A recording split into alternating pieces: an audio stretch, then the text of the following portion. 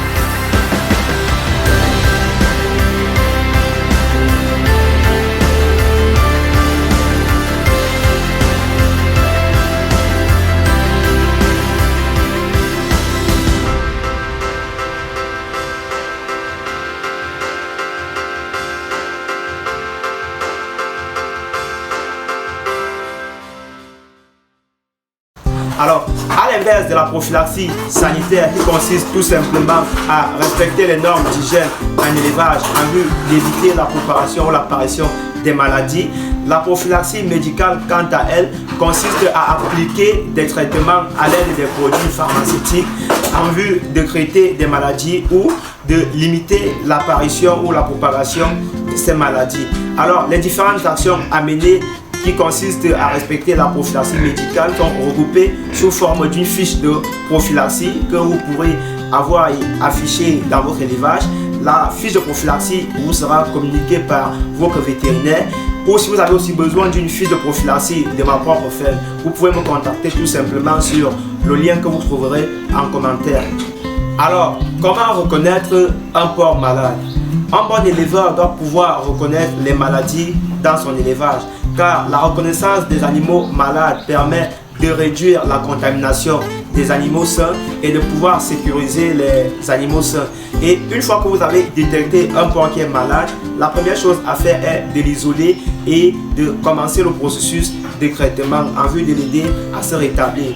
Pour reconnaître facilement un porc malade, un bon éleveur doit cultiver l'attention, la patience et le sens d'observation, car un bon éleveur doit passer au moins 5 minutes devant chacune de ses loges pour bien observer ses bêtes et pour détecter un comportement inhabituel. En fait, la norme voudrait que lorsqu'un éleveur arrive devant ses loges, qu'il arrive sans se faire remarquer. Donc vous devez arriver devant votre loge sans faire de bruit afin de commencer à observer les porcs avant que les porcs ne vous voient. Parce que lorsque vous arrivez en faisant des bruits, même si vous aviez des porcs qui ne se sentaient pas bien, une fois qu'ils ont ressenti votre présence, ils vont faire des efforts pour se mélanger dans la masse. S'ils étaient fatigués et autres, vous ne pourrez pas connaître. Donc voilà pourquoi il est important d'arriver silencieusement auprès des loges, de commencer à observer les porcs. Vous voyez comment ils se comportent et là vous saurez vraiment s'il y a une attitude inhabituelle. Il est aussi important de passer minimum 5 minutes devant chaque loge pour observer chaque bête, pour observer le comportement des bêtes, pour observer comment les bêtes mangent, pour observer comment les bêtes se comportent dans la loge, pour observer si les bêtes jouent entre elles. Et si vous n'avez pas dans ce sens d'observation, si vous n'avez pas le sens d'attention, si vous n'avez pas de la patience, vous serez toujours surpris par les maladies, car vous ne verrez pas les maladies commencer à se développer doucement dans votre élevage. Vous ne pourrez constater les maladies que lorsque la maladie sera déjà avancée. Donc voilà pourquoi il faut développer ces 3 attitudes-là. Généralement, un porc malade a toujours tendance à rester calme et seul dans son coin. Il a l'air triste et abattu. Vous allez constater son apparence physique qui aura changé. Il va diminuer son appétit, donc il va manger de moins en moins, il va boire moins d'eau. Il a des difficultés à se déplacer, ça c'est lorsque la maladie est déjà avancée. Il a des difficultés à se déplacer, il a des difficultés à se mettre sur ses pattes. Il a même des difficultés à se mélanger avec les autres pour jouer. Il ne bouge pas toujours sa queue. Généralement, lorsque les porcs sont malades, ils ne bougent pas trop leur queue. À l'inverse des porcs qui sont sains, vous verrez qu'ils bougent toujours leur queue, qui viennent vers vous lorsqu'ils constatent que vous êtes dans la loge. Mais le porc malade, lui, il va rester à l'ombre dans son coin et il va toujours se retirer des autres. Et aussi, le porc malade a des problèmes de respiration. Il se laisse facilement capturer. Et vous allez aussi constater que le sujet malade va perdre considérablement en poids, donc son indice de consommation va baisser et son gain de poids quotidien va aussi diminuer. Et vous verrez que les quantités d'aliments qu'il a l'habitude de consommer, il ne les consommera plus. Donc il aura toujours tendance à dormir, à ne pas vouloir jouer. Même lorsque vous entrez dans la loge, il ne voudra pas jouer avec vous. Lorsque vous le touchez, il fait coucher ses oreilles. Lorsque vous avez constaté ces différents paramètres là chez votre porc, il faut déjà que ces paramètres attirent votre attention et que vous sachiez quelle est la prochaine étape à mettre sur pied une fois que vous avez vraiment la certitude qu'il ne se sent pas bien et que voilà, il vous permet de détecter quelque chose d'inhabituel dans son comportement ou dans ses agissements. Alors, une fois que vous soupçonnez déjà que votre porc est malade, la première chose à faire est de le sortir directement de sa loge et de le mettre dans une loge de quarantaine. La loge de quarantaine doit être construite à bonne distance des loges des porcs sains. Et la loge de quarantaine, idéalement, devrait être construite à l'extérieur du bâtiment d'élevage. Cela permet de limiter suffisamment les risques de propagation des maladies. Et une fois que vous avez sorti le porc malade de la loge avec les autres porcs sains, il faut déjà déparasiter la loge dans laquelle le porc malade se trouvait. Une fois que vous avez déparasité la loge dans laquelle le porc malade se trouvait, vous allez à nouveau déparasiter le porc malade dans sa propre loge. Un déparasitage externe du porc et un déparasitage du milieu même de la loge. Et la loge de quarantaine doit toujours se faire déparasiter pendant que le sujet y est et après la sortie du sujet. Donc voilà, il est important de respecter ces paramètres, car si vous négligez le déparasitage lorsque vous sortez la bête malade de sa loge, il est possible que la maladie a été endormie et que la maladie se renouvelle, ou alors que vous laissez des traces de maladie dans la loge de quarantaine et comme ça vous allez vous-même propager la maladie dans votre élevage.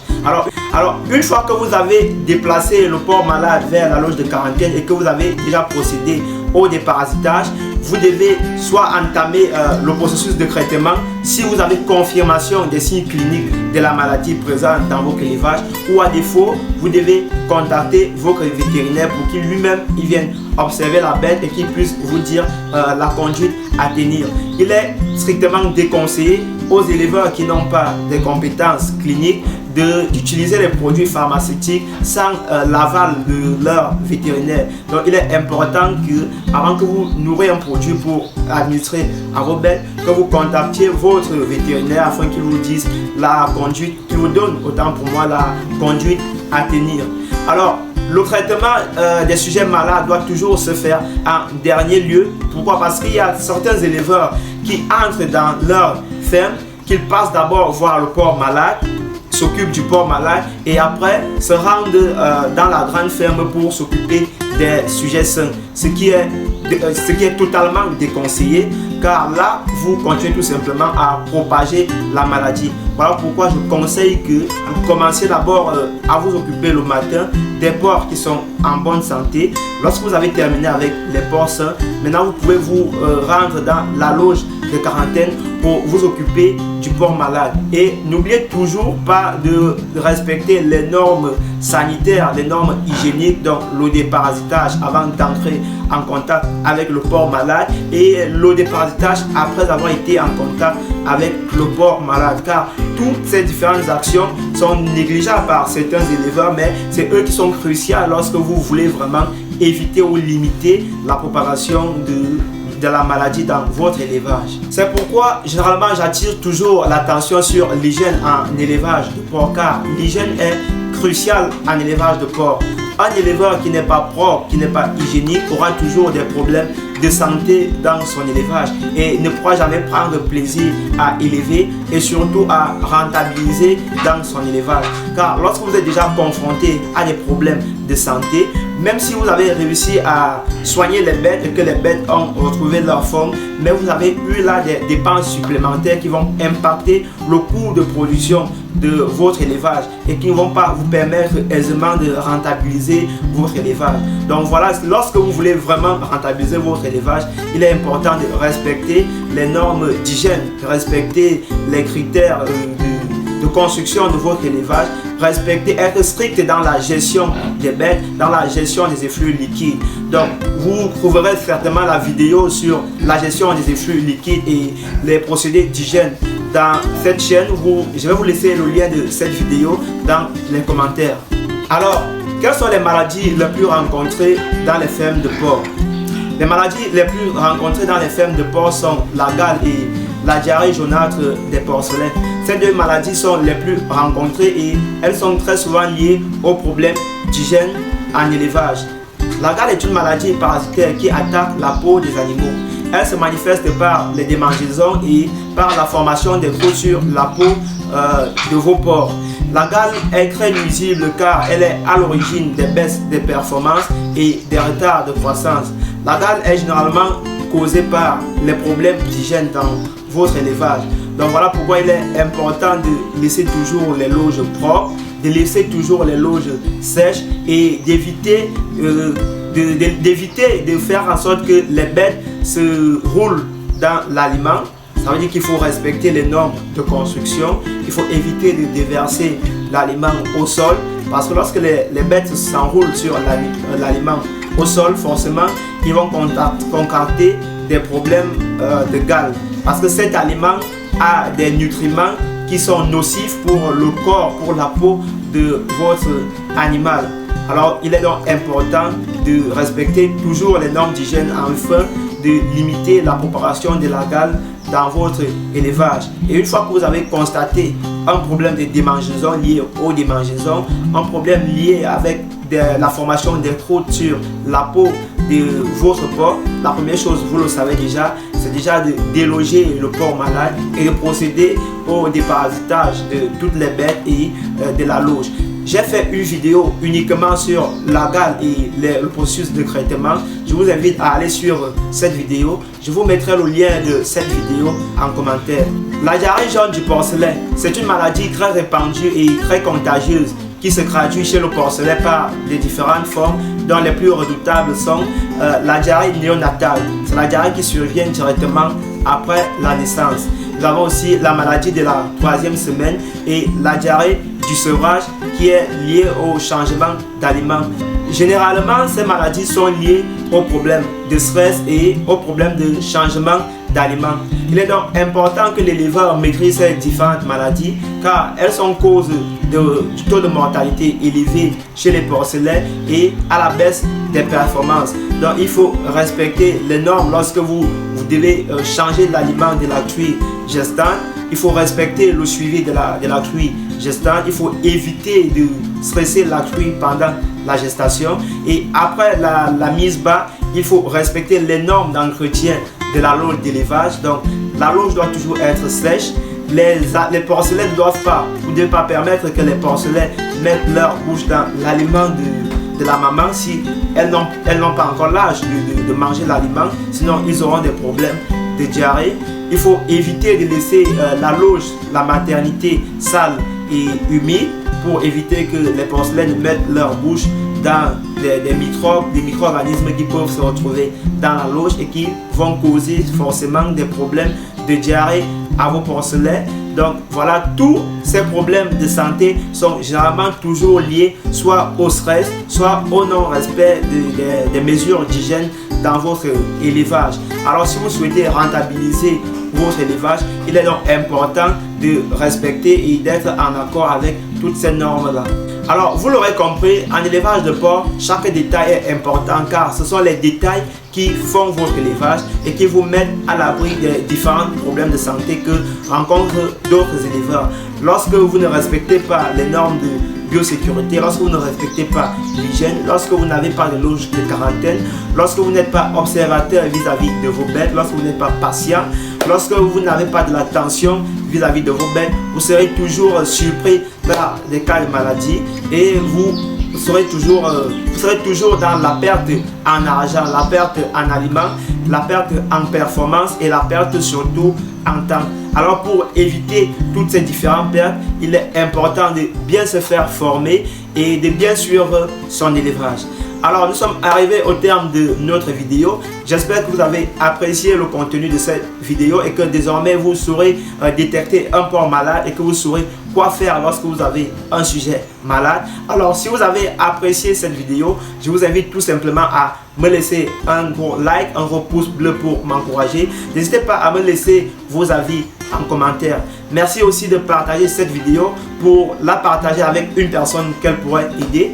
Alors n'hésitez pas, si vous avez des préoccupations ou vous avez des sujets sur lesquels vous aimeriez que je débatte ou que je fasse des vidéos dessus, n'hésitez pas à me les laisser en commentaire. Vous trouverez mon numéro sur la description de cette vidéo. Restez scotchés et abonnez-vous. On se dit à la prochaine vidéo pour de nouvelles informations.